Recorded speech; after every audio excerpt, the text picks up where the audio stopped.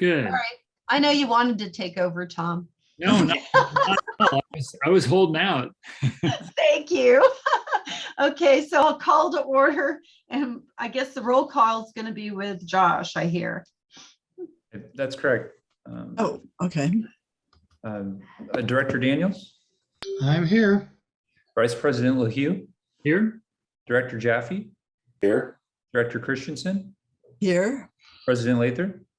Present here. We have a quorum. Turn it over to you, President Lather. Okay, so we need to see if we have any comments for the closed session. We've had 2 people sign up, and then we can ask people to raise their hand if they would like to speak as well. Are they here? Ms. Steinbruner is here. Greg Stashenko is not. Okay. So we'll start with Ms. Steinbruner. Ms. Steinbruner, your mic is available. Hello, this is Becky Steinbruner. Can you hear me? Yes. Thank you. I first of all want to just let you know that I've been very disappointed by the behavior of Mr. Duncan and also Ms. Olin regarding my payment to your district in good faith to take care of the judgment for the original case that I filed against the Pure Water Soquel project. That is 19CV00181.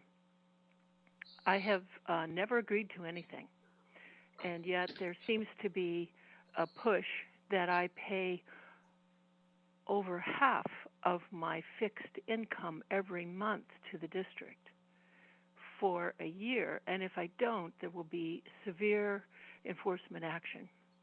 I never agreed to that, and I was tricked into signing something which Ms. Olin said was just for your records, accepting the $50 check back. And I've returned that to your district. I have marked the check void. It was sent via certified return signature mail, and your district accepted that yesterday at 12:34. So I refuse to accept those conditions. I never have.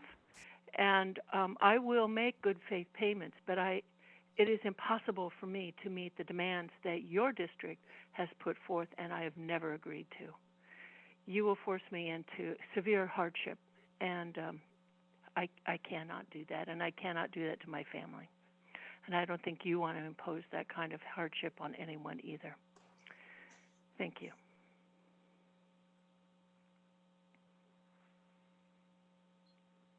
Thank you, Ms. Steinbruner. Okay, is the next person there now? He is not. We do have one other person on. If they would like to speak, you can raise your hand. If not, we can move on. And I'm not seeing a hand raised, President Lather. Okay, so we will be closing the meeting and resuming at 7 p.m. to go into closed session.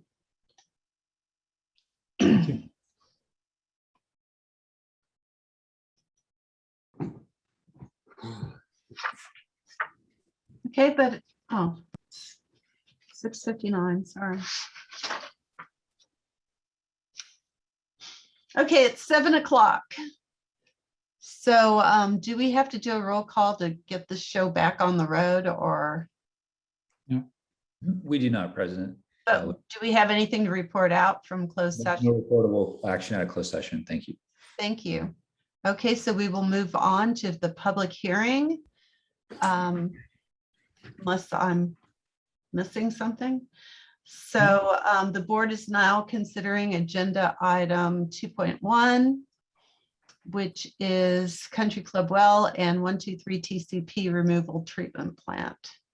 Public hearing for the initial study mitigated neg deck. And we have. I'll introduce it, Okay. President Lather. Yeah, I have the honor of introducing Annalise Miller. She's with Rincon Consultants, and their firm has been doing the environmental review for our country club well replacement project, which include, and as well as the treatment plant for 1,2,3 TCP, trichloropropane. And tonight we have a presentation, and we are holding a public hearing to accept comments. And we would like to just make that an opportunity for anyone to verbally provide comments to the board, and Annalise will be taking notes and then responding to those comments in the final document, which will be adopted later in December. So with that being said, written comments too, and she'll address this, are accepted through, I think, the end of this month. So without further ado, Annalise. And Mike Wilson, our associate engineer, is also working on this project. I don't know if he's on yet, but I want to give him a shout out. So go ahead, Annalise. Thank you, Taj, and thank you to the board for having me here tonight. As Taj mentioned, I will be doing a brief presentation just to give the board and meeting attendees an overview of the project and to explain the findings of the initial study mitigated negative declaration before public comment is received. So you can go to the next slide. As Taj mentioned, there are several team members in attendance at this evening's meeting. Taj is here, as well as Mike Wilson, if he hasn't joined already. And then from Rincon, there's Megan Jones, who is the project manager for this CEQA document, as well as myself, the assistant project manager, and I will be giving the presentation. Next slide. The purpose of this project is to address elevated levels of 1,2,3 trichloropropane, or TCP, which is a probable human carcinogen that were detected in water extracted from the existing country club well. This well has not been used to provide water for domestic potable use since 2017. And so the project would address this problem and allow the district to continue providing safe, potable water to its service area via the country club well site. Next slide. The project is located at 251 Baltusrol Drive in Aptos and on a parcel currently owned by the district. The project site is a mostly vacant lot that contains the existing country club well and associated above ground and subsurface infrastructure located primarily in the northeastern corner of the site. Next slide. The main components of the project are a replacement country club well, a 1,2,3 TCP removal water treatment facility, and some ancillary site improvements, which include a secondary driveway, an antenna replacement, installation of a sewer lateral connection, landscaping, perimeter fencing, access gates, stormwater control improvements, and security features. So as you'll see on the next slide, this is a 3D aerial rendering of the project. And you'll see there on the left side is where the existing well is next to the building, which would be the water treatment facility, and would be designed to look like a residence consistent with the other residences in the neighborhood. And then the replacement well would be located toward the front of the site. And the site would be covered with an aggregate-based surfacing material, which you can see in that call out there on the bottom of the slide. If you go to the next slide, you'll see what the project would look like from street level view with the initial landscaping installed. You'll see there the water treatment facility is set back toward the rear of the property next to where the existing well is, and the replacement well would not largely be visible from the street view since the components are not very tall. And then if you go to the next slide, you'll see this is a street view with the trees that would be planted in the front at their 10-year growth. So those trees would shield the water treatment facility largely from the street view. Next slide. Construction of the project is currently planned for March 2022 through June 2023. The construction activities would vary in intensity over the 15-month period. They would be less intensive during activities like site preparation, paving, and landscaping, and more intensive during activities like well drilling and building construction. There would be 3 non-consecutive weeks with 24-hour well drilling and installation operations, and those are currently planned for spring of 2022. Next slide. In terms of operation maintenance activities, once the project is constructed, it would be operational for about 7 hours a day or less between 7 o'clock a.m. and 7 o'clock p.m. The well and treatment facility may infrequently operate for longer hours or between 7 o'clock p.m. and 7 o'clock a.m. if other infrastructure is offline or during an emergency. These hours of operations are similar to how the existing country club well was operated when it was online prior to 2017. In addition, the plan is for the existing well to come back online once the water treatment facility is operational and ready to treat the water. The replacement well would be brought online either when the existing well fails due to its age and outdated materials, or if the district decides to bring the replacement well online sooner if it is found to have better performance or water quality than the existing well. However, both wells would not be used to provide domestic potable water at the same time. Next slide. There would continue to be regular site visits to the project site for day-to-day operational activities, sodium hypochlorite deliveries, water quality inspections, site maintenance, and replacement of the granular activated carbon or GAC media. This is similar to what was happening prior to 2017 at the site. For the existing well, the only new tricks that would be associated with this project would be slightly more frequent water quality inspections, which would occur on a weekly to monthly basis instead of a quarterly basis. And then replacement of the granular activated carbon media, which would occur once every 2.5 to 3 years and would require 1 to 2 staff members on site for a day. Next slide. All right, so that was the project overview. Now I'm going to get into a little bit of what has been done in the CEQA process. So CEQA stands for the California Environmental Quality Act, and the purpose of CEQA is fourfold. It is to disclose the significant environmental effects of proposed projects, identify ways to avoid or reduce environmental impacts, consider feasible alternatives to proposed actions, and enhance public participation in the planning process. So you'll see on the next slide, we are midway through the CEQA process. You'll see there that third box, the public review period, is ongoing for 30 days. So what has been done so far is that the initial study has been prepared and the district has published a notice of intent to adopt an initial study mitigated negative declaration. The public review period is ongoing and the public and other agencies can provide comments on the adequacy of the draft ISMND. After the public review period ends, the district will prepare the final ISMND and mitigation monitoring and reporting program, as well as CEQA findings if necessary. And then the district board will consider the project for approval. After the board makes a decision on the project, there will be a notice of determination issued. The County of Santa Cruz is also a responsible agency and will also consider the final ISMND once it is adopted by the board. Next slide. So as shown in the draft ISMND, there were potentially significant environmental impacts identified for 5 resource categories: biological resources, cultural resources, geology and soil, land use and planning, and noise. On the next slide, you'll see a table showing the mitigation measures that were identified to address those issues. For biological resources, there were potentially significant impacts to protected bats and birds. And so the mitigation measures for those impacts include a roosting bat survey and protection plan, as well as nesting bird surveys and avoidance buffers.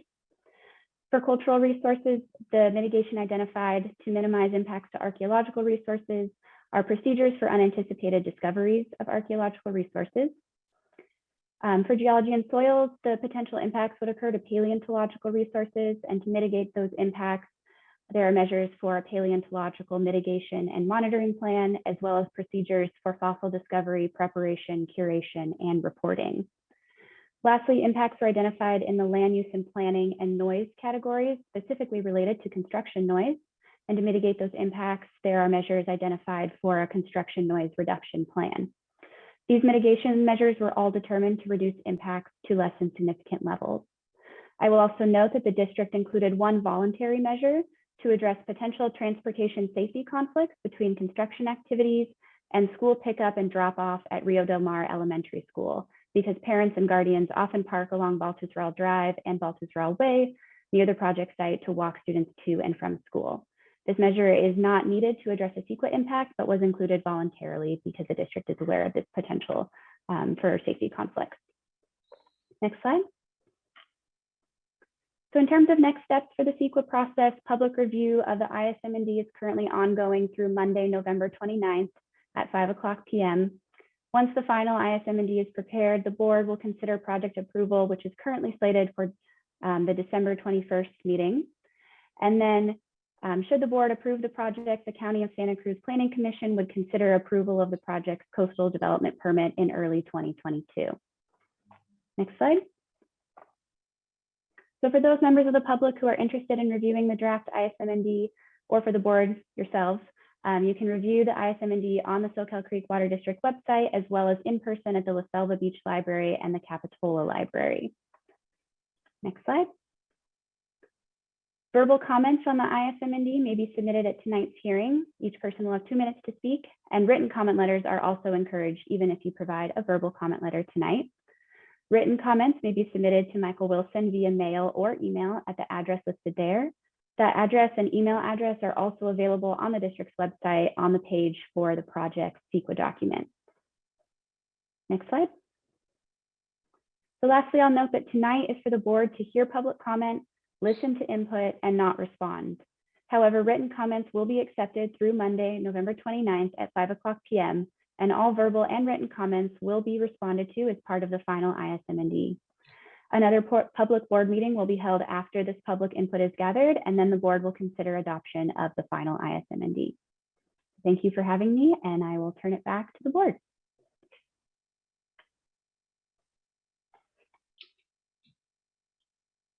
I guess I need to be unmuted. Sorry about that. So at this moment, we are looking for members of the public who are interested in speaking on this matter. Was there already somebody on the list? Or Yes, President Lather, there was one person, Ms. Steinbruner. And then if anyone else would like to speak, if they could raise their hand, and I will call on them in order. thank you. I don't know if we officially need to open the public hearing.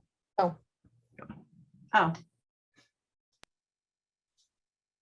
Actually, and now I'm to public comments. okay. Does that work, Josh? Can we? Yes, please call up Ms. Steinbrenner. Okay, thank you. Ms. Steinbrenner, your mic's available. Hello, this is Becky Steinbruner. Can you hear me? Yes. Thank you.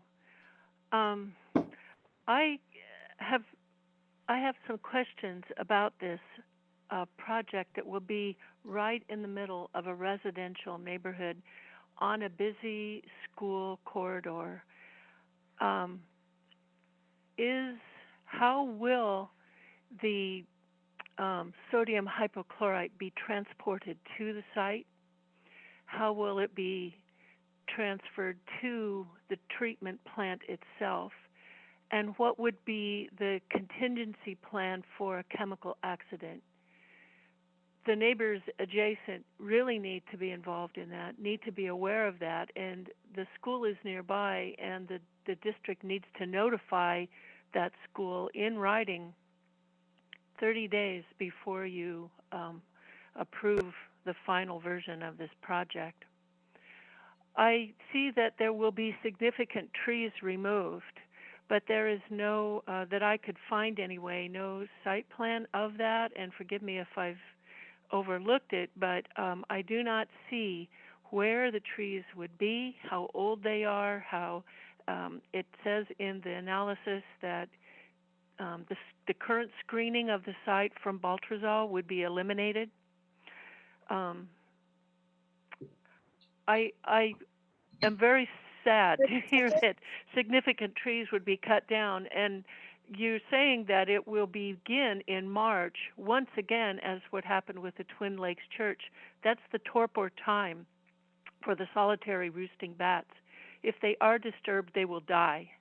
So I request that if this project moves forward, that it be started later in the year after the bats are out of torpor, and that the nesting birds are not building their nests. If we have a warm, dry spring, they begin building nests early.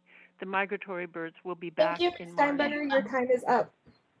Yeah, thank you, Ms. Steinbruner. So there, I see there's one hand up.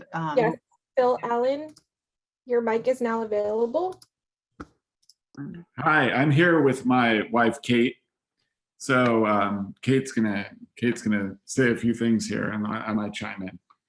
We want to start with echoing Becky's sentiments, and since we're adjacent to the property at 225, as I mentioned at the previous meeting, we would like very specific information on the property line. And as Becky said, the trees that are going to be removed, including the oak saplings, some of which have a significant diameter on our property line.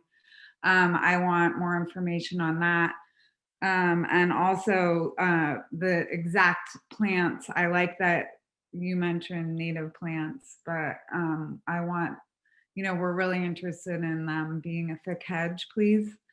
And so I have specific ideas, but I couldn't find there were some species mentioned, but not the location of where they would be. I like also hearing what Becky had to say about the solitary roosting bat. I would like to say that that is important to us as well. And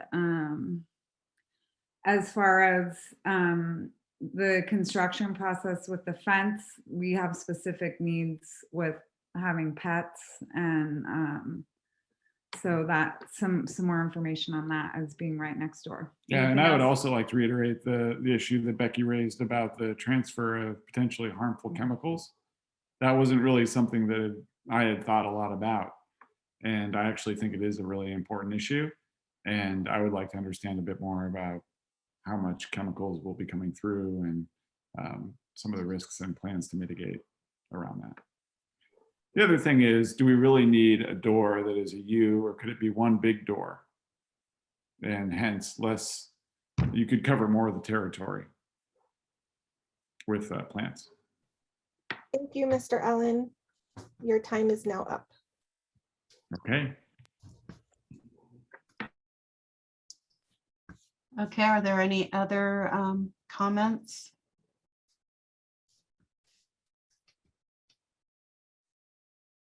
Okay, so let's see where I am here.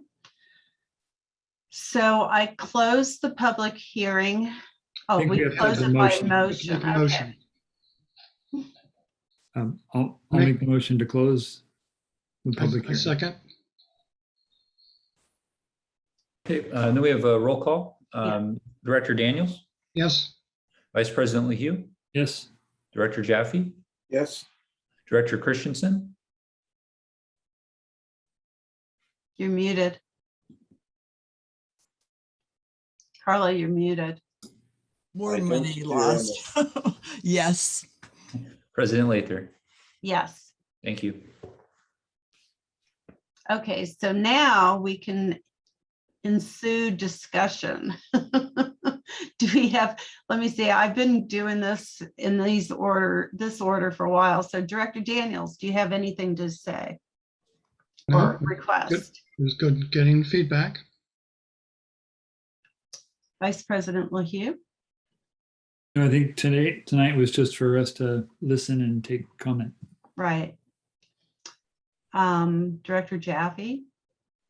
I agree that it's good to get the public comment, and I have nothing to say further. Okay. Director Christensen? I was glad to hear the comments that we had, and I'm sure that we'll look into that, but I have nothing further to add at this time. Okay, so now is anyone interested in a motion?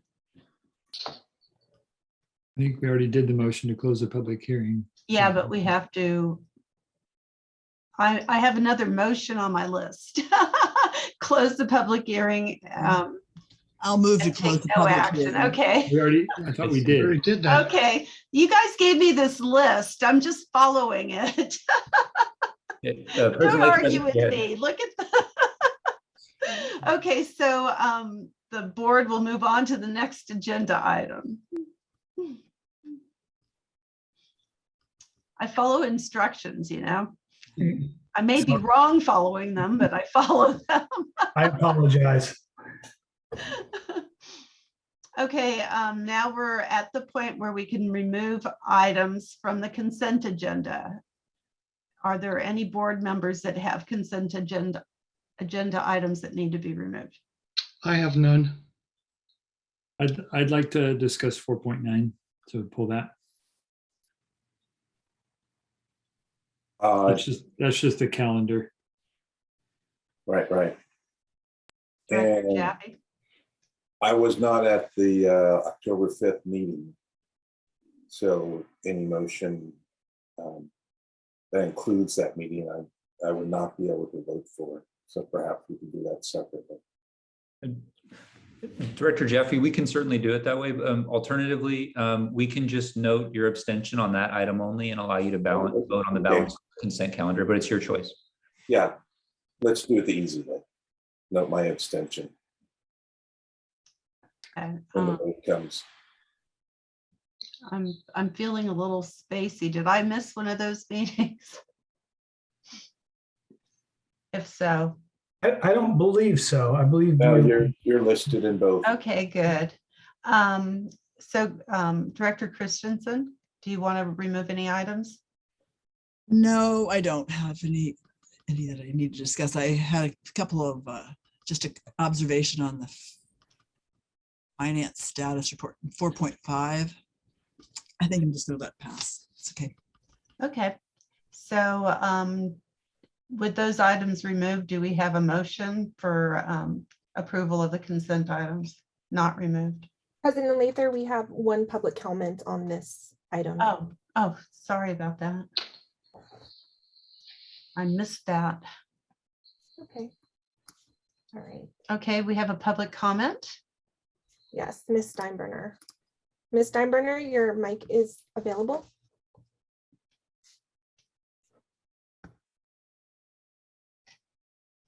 Ms. Steinbrenner? Hello, can you hear me? Yes. Hi, this is Becky Steinbruner. I wonder about the standing committee meetings. They're very difficult to access. They're very difficult to find, and I still have not been able to find any reference to the district's rate advisory committee, which I understand has been selected, but there is no information at all on the website. I also find that the committee members are not listed on the agendas for those meetings, and it leaves it up to the public to have to go searching for who it is. These may be their liaison people that could help with issues. I guess that's the main thing for now. I have a lot of concern about the impending rate increases for your customers, and that the new process moving along is not transparent to the public. Thank you. Thank you, Ms. Steinbruner. Are there any other public comments? Please raise your hand if you would like to make a comment on the consent agenda items. I'm not seeing any, President Lather. Okay, so seeing none, I will move to requesting a motion and roll call. I'll make the motion to, or did somebody already make the motion? Nobody made a motion. Okay, I'll make the motion for the consent items that were not pulled. I will second. Director Daniels, Yes. Vice President LeHue. Yeah. Director Jaffe, Yes, with the abstention on 4.1.1. Director Christensen, Yes. President Lather. Yes. Thank you. Okay, so we're on oral and written communications. We have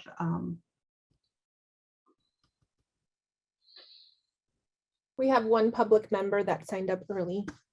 okay, please put her on.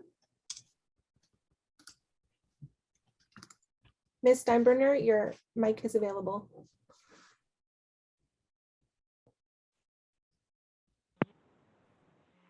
Hello, this is Becky Steinbruner. Can you hear me? Yes. Thank you. I have a question for your board and staff to consider, and it is the new legislation that fast tracks approval of housing projects. And it's, I believe, SB 39. It is a very rapid, streamlined process that has taken much of the local control of planning commissions, planning departments, away from the local jurisdictions. A good example of this you can watch is a project in the city of Santa Cruz. It's the 831 Water Project, Water Street. And I am curious and would appreciate some discussion among your board. How will these rapid approvals required by the state for housing projects that are now mandated, how will that dovetail with what your district has to do to assure that there is enough water to supply those projects? At what point does your district will your district get involved in similar projects as what we are watching at 831 Water Street in Santa Cruz? Many others in the downtown area that are even larger, seven stories high. How will that happen? And how will your district be able to verify that there is enough water? That is also a state mandate for subdivisions, that the water districts that would serve the district, the subdivision, must verify that there is sufficient water. So how will your board work with local planning agencies and fire districts to ensure that there is proper potable water, but also enough water for fire suppression? Thank you.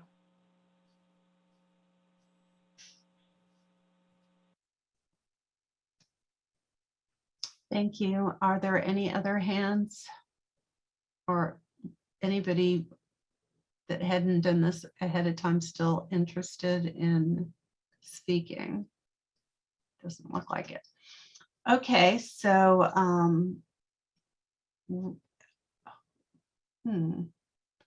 okay, that's just public comment, right? So we can go to reports, districts council. Thanks, President Lather.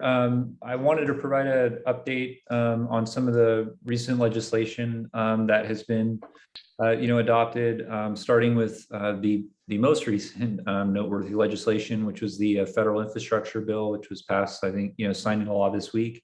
That there is a fair amount of money that, a lot of money that's being set aside for water and similar infrastructure. I know the districts had a lot of success in having access to some federal and state funding. So I know that's something that Ron and his team will be keeping a close eye on. The other thing I wanted to mention is a new bill which imposes some potential liability on agencies that contract with CalPERS for retirement benefits, and it's SB 278. And this bill applies in situations where there's been a miscalculation of retirement benefits for someone. And so after they retire, CalPERS sometimes will do an audit to determine that all of their compensation, which has been reported to PERS, is actually PERSable. Currently, if there's an audit in a situation and it's determined that someone has been had a higher retirement benefit than they're actually entitled to, the PERS will sort of let them know about that, and then that person can be required to refund any overpayments back to PERS going back, I believe it's 3 years. Going forward, this bill shifts that liability from the retiree to the agency. So now in those situations, the district would be required to make payments for any overages, and in addition, we would be responsible for a portion of the expected value of future retirement benefits. This potentially has a huge impact on especially larger PERS agencies with a number of retirees, including the state of California itself. And it's something that those that practice in this area are watching very closely. And we can provide more information as we get a better understanding of how the law will be implemented. And then just very briefly, in response to the public comment, the bill that I believe the commenter was referring to is SB 9, not SB 39. And it does streamline the approval by cities and counties of some types of residential property, including allowing lot splits in some instances. That bill does not directly impact the district or its operations. It's focused exclusively on land use agencies. Happy to answer any questions. Thank you.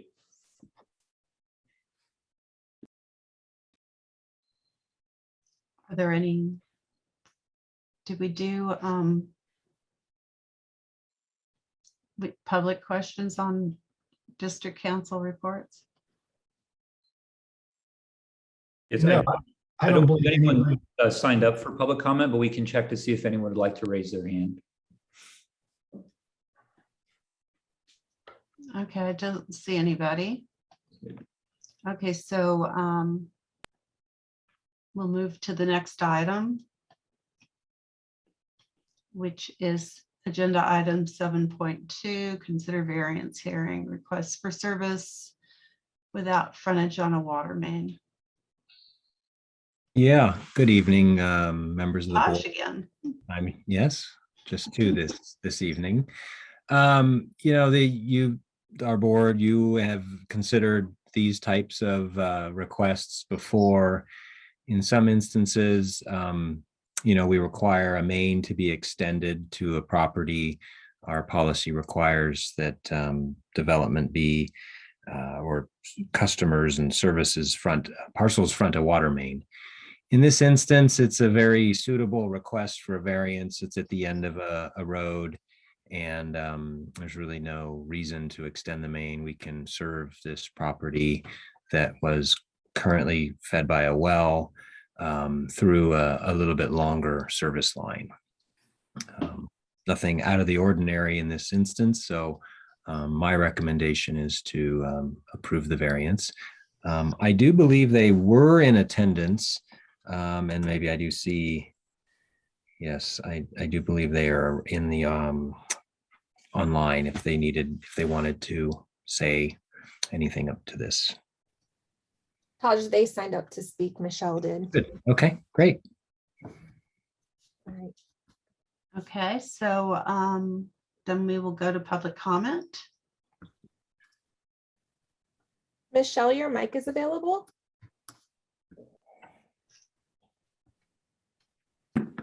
Hello, can you hear me? Yes. Hi, okay, thank you. I just wanted to bring a voice to the address, and we're just really appreciative of all of you guys taking time out to consider this, and anything else that we can do to make this process easier for you. We totally appreciate it and support you. So thank you. Thank you. Are there any other comments? I'm seeing no raised hands present. Okay, so then we will go back to board discussion and comments. Do I have any?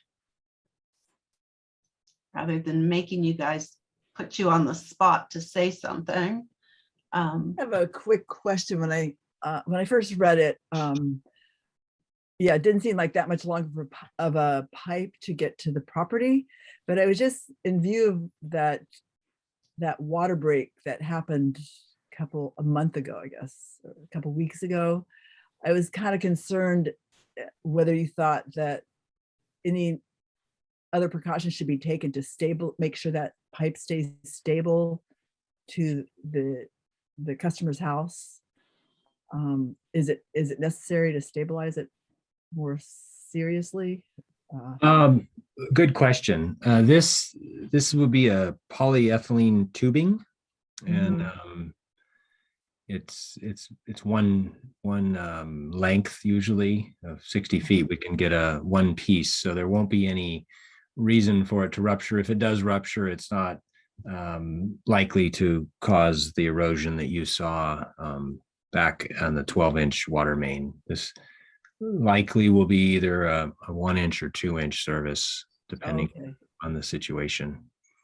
So if it did, which it's very unlikely, it would be under ability to control relatively easily. And there's, there are valves on Don Carlos that we could use to turn it off. Okay. That was my only concern there. Yeah, I think that's a reasonable approach to the solution to that problem. Mhm. The water line. Okay, so Like is there direct- a motion? Bruce has his hand up. Oh, Bruce does? Where? I'm Yes, I sorry, do. Bruce. Just some questions for Taj. So it sounds like this has been done before. Is that true? Yes. Okay, multiple times. And have there been problems when we do this that we should be aware of? No, if there were additional residences past this, then we would probably take a little different approach to analyzing this, but they're the last house on this road. And I don't see any reason, the typical requirement would be to extend the main. Sometimes it's within, 200 feet or so that they would extend the water main, but because that's a little too long for a service line. Gotcha. In this case, it's reasonable to have a service line that's that long. I mean, sometimes we cross, Soquel Drive, which is 4 lanes or something, and it's probably close to 40 to 50 feet. So it's not an absurd length for a service line in my mind. Okay, thank you. Okay, so if there aren't any more questions or comments, we could we get a motion? I would make the motion to approve this exception. I'll second. Great. Director Daniels, Yes. Vice President LaHue, Yes. Director Jaffe, Yes. Director Christensen,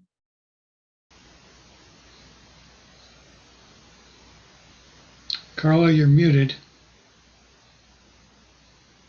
Yes. President Lather. Yes.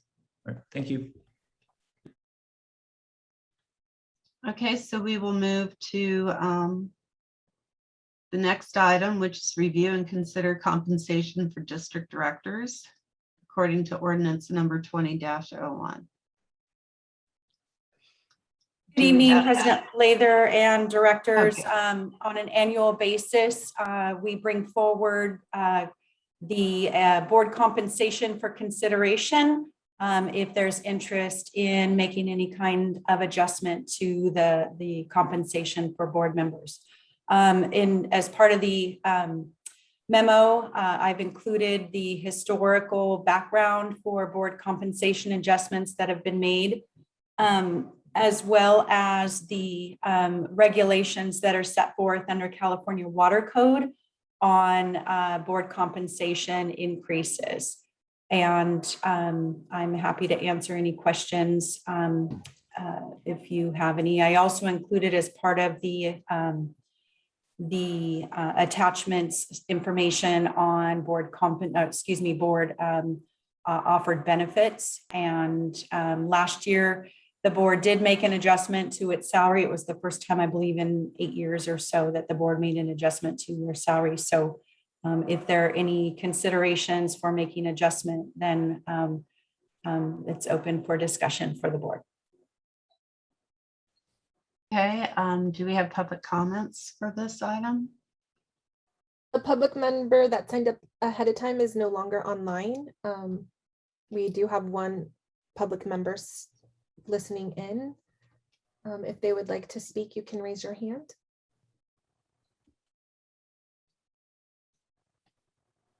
Okay, seeing no one interested in speaking that I can tell.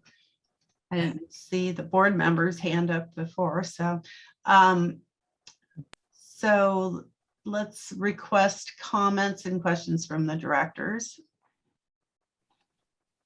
Director Daniels, do you have any comments? I have no interest in increasing it at this time. my comment. Okay. Vice President LaHue. Yep, I'd like to just move on, take no action and leave it the way it is. Probably all agree. Let's see, Director Jaffe. I agree. You know, we did get an increase recently, and I don't think there's a need for an increase. Director Christensen. I agree too. That was, I think, ready to pass to a board motion for action, take no action. Okay, do we have a second? Second. Okay, we have a motion and a second. Roll call, please. Director Daniels, I approve. Vice President LaHue. I'm assuming I'm not sure we need to do that. Yeah, we But technically I guess don't need to do the motion, but there was a motion, and so we can. Okay. Oh, there was a motion. Okay. Take no action. All right. So I am in favor of either taking no action or having a motion to take no action.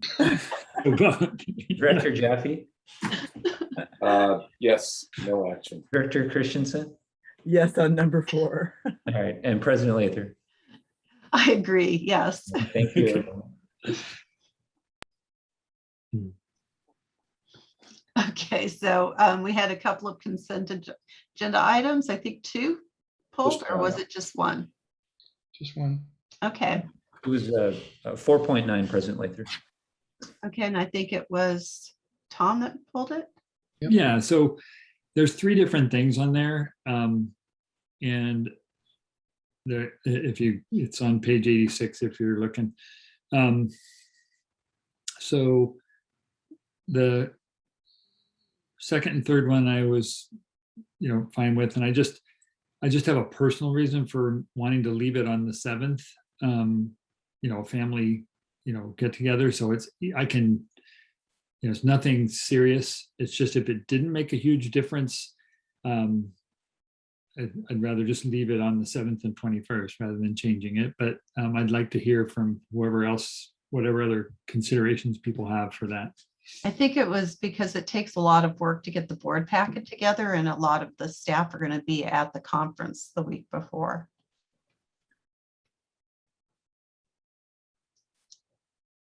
So Is that true? Mine has his hand up. Director Lather, if I may jump in, I was trying to do my hand raise.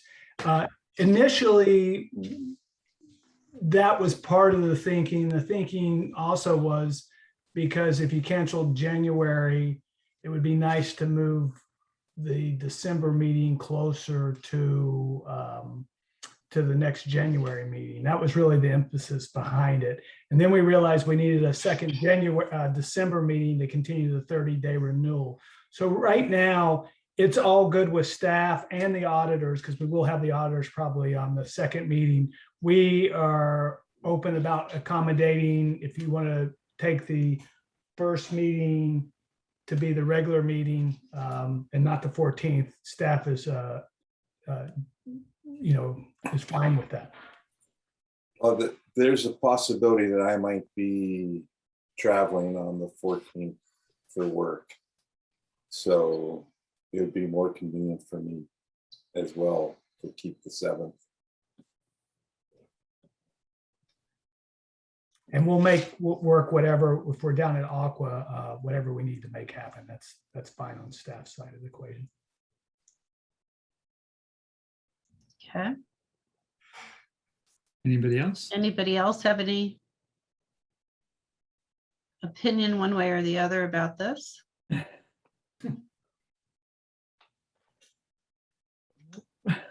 Well, I'm not hearing anything. Can I go ahead and make a motion then? Yeah, To just leave the originally scheduled meeting on December 7th, and then reinstate the December 21st meeting and cancel the January 4th meeting as written on items 2 and 3. I cut out. Okay, do we have a second? I second.